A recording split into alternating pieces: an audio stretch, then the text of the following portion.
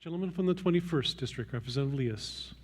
Thank you, Mr. Speaker. I appreciate the debate on the floor today, and I appreciate the fact that, unlike other budget debates, we're talking about real people.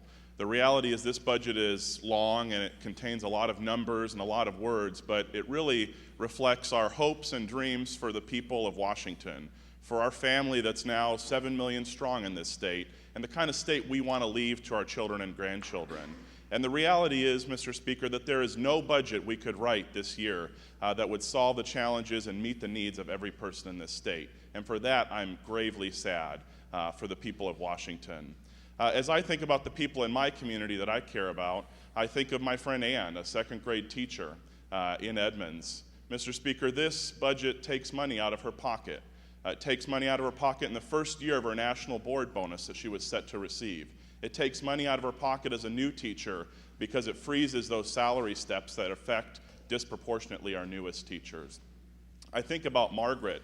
She's a home care worker in Linwood. As a result of losing the hours for her client out of this bill, she'll lose about 10% of her pay. She's losing career opportunities and training opportunities that's not funded in this bill.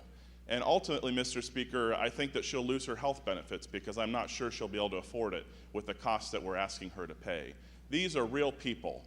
And the thing that bothers me most, Mr. Speaker, is because of the situation we're in today, Ann and Margaret have to bear the costs of the difficult situation we're in. And we all know in this room that people like Ann, people like Margaret, people like the thousands of public servants that we fund through this budget didn't cause this crisis. They aren't part of a spending problem or a revenue problem. They're just trying to do the best they can for our friends and neighbors.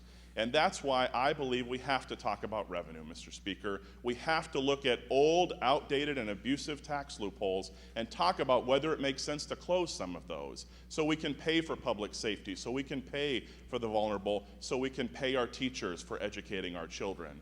And Mr. Speaker, until we get to a budget that does a better job, until we get to a budget that asks us to look at those old, outdated, abusive tax loopholes, I can't support it, Mr. Speaker. We can do better, and we should, and I look forward to our budget team working on improving this budget as it moves forward. Thank you.